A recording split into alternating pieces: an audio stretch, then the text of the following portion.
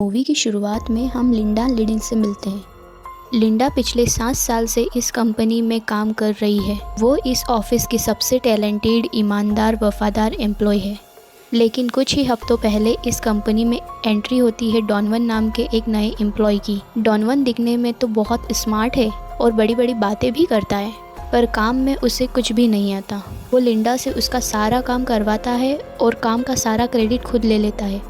बेचारी लिंडा कुछ कर भी नहीं सकती क्योंकि डॉनवन कंपनी के नए बॉस का पक्का दोस्त है। तभी स्क्रीन पर एंट्री होती है लिंडा के बॉस ब्रैडली की, जो अभी अभी इस कंपनी का नया सीईओ बना है। दरअसल इससे पहले ब्रैडली के फादर इस कंपनी को रन कर रहे थे, जो बेहद दयालु थे। वो लिंडा के हार्ड वर्क को भी अच्छे से जानते थे और उसे एक बड़ा प्रमोशन भी देने वाले थे।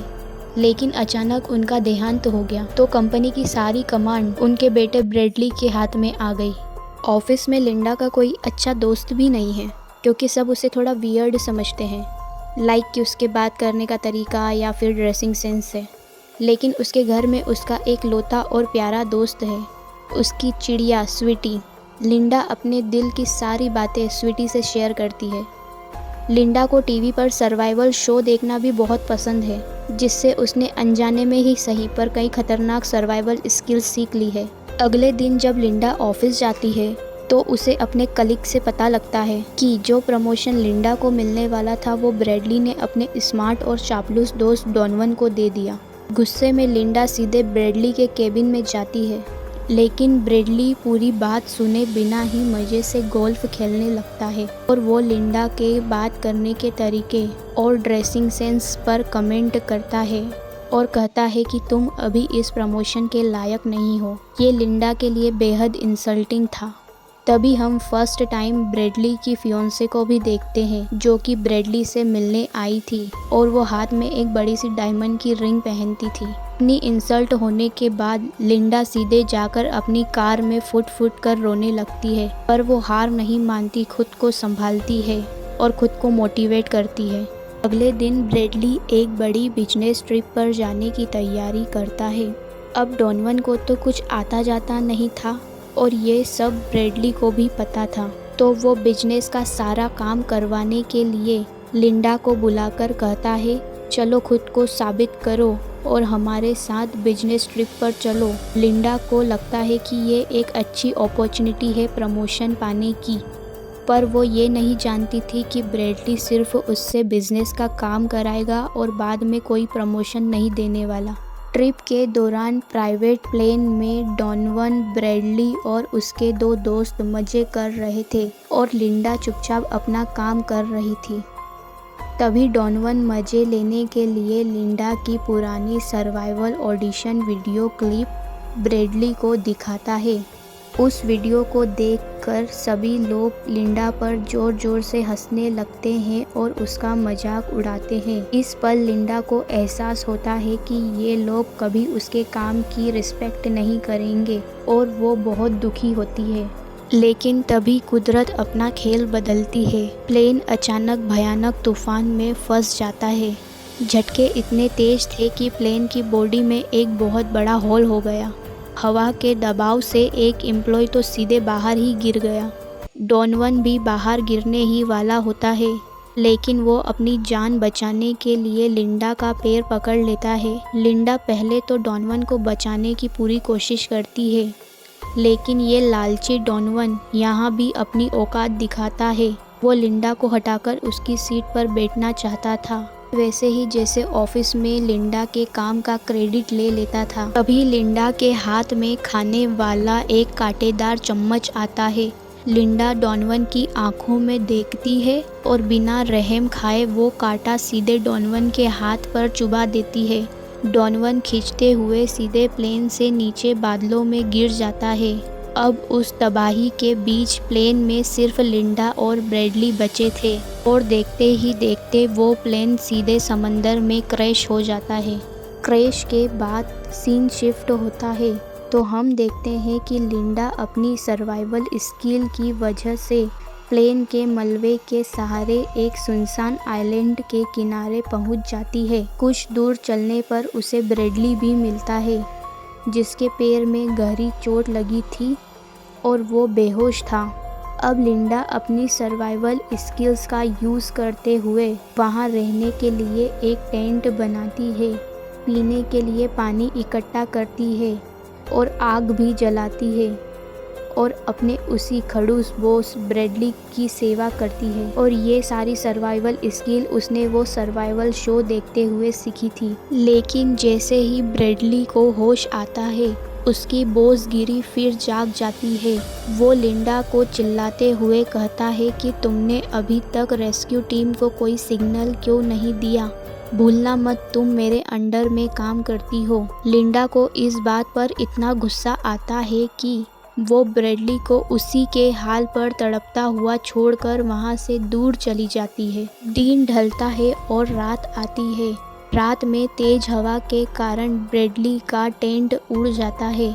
दिन की कड़कती धूप और भूख प्यास से ब्रैडली की हालत इतनी खराब हो जाती है कि वो बेहोश हो जाता है।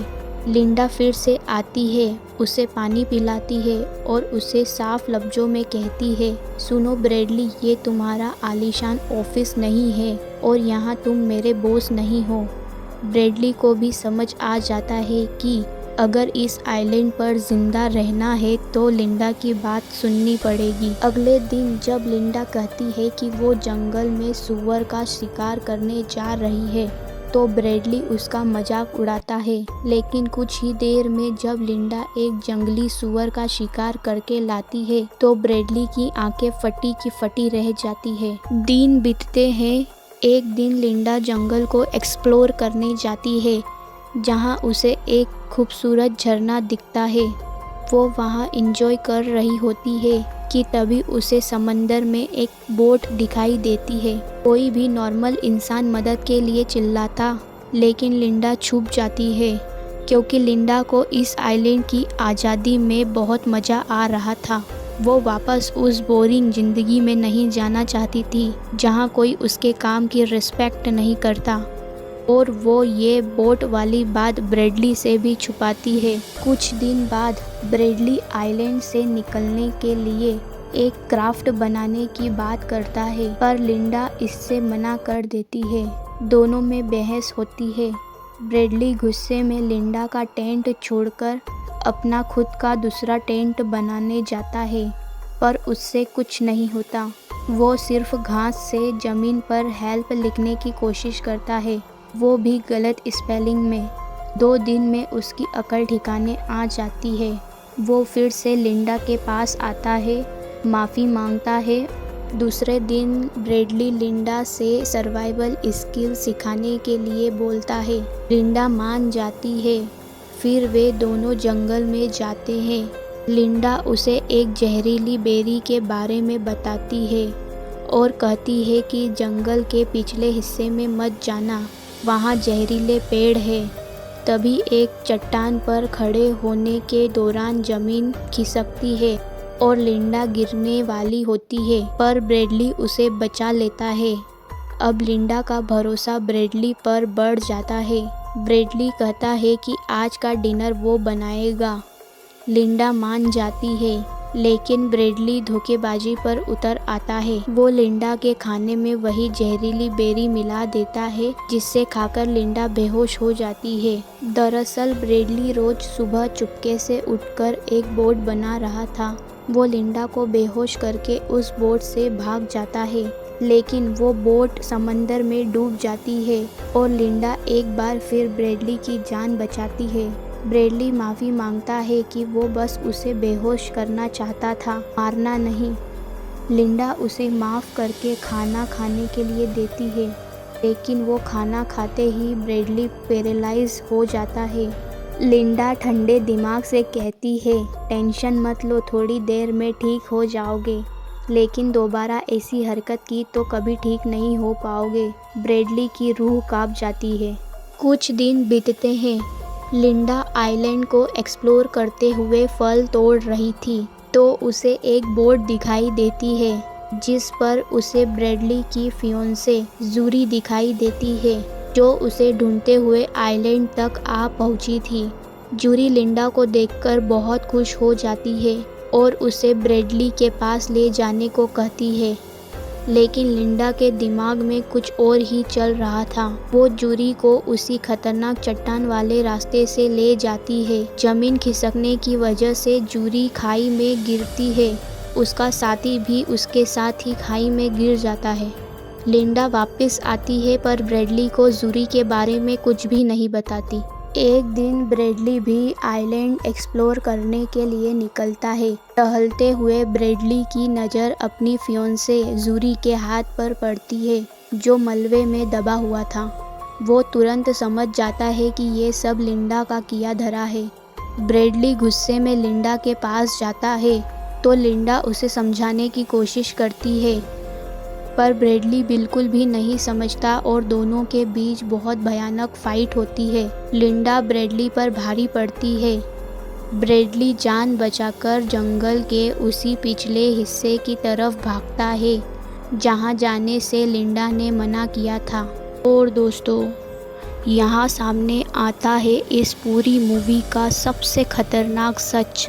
ब्रैडली के सामने एक आलीशान विला होता है जिसमें ज़रूरत का सारा सामान, बिजली और इंटरनेट मौजूद था।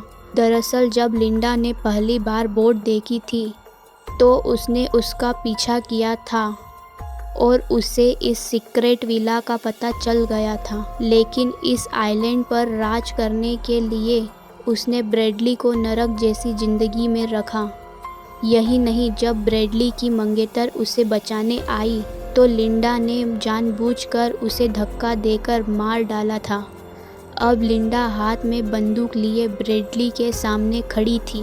ब्रैडली उसे बातों में उलझाता है और मौका पाकर हमला करता है, लेकिन लिंडा एक गोल्फ स्टिक उठाती है और ब्रैडली के सिर पर दे मारती है। ब्रैडली वहीं दम तोड़ देता है। फिर डायरेक्ट सीन शिफ्ट होता है। हम देखते हैं एक आलीशान गोल्फ कोर्स जहां लिंडा मज़े से गोल्फ खेल रही है। उसके पास अब बेहिसाब पैसा और शोहरत है क्योंकि दुनिया की नज़रों में वो उस खौफनाक आइलैंड से जिंदा बचने वाली इकलौती बहादुर लड़की थी जिसने अपने बॉस को खो दिया। और इसी डार्क ट्विस्ट के साथ ये मूवी यहीं ख़त्म हो जाती है। दोस्तों, आपको क्या लगता है? क्या लिंडा ने जो अपने आत्मसम्मान के लिए किया वो सही था या फिर वो एक साइको विलेन बन चुकी थी? अपनी राय कमेंट बॉक्स में ज़रूर बताएं और ऐसे ही धमाकेदार मूवी एक्सप्लेनेशन के लिए चैनल को सब्सक्राइब करना न भूलें।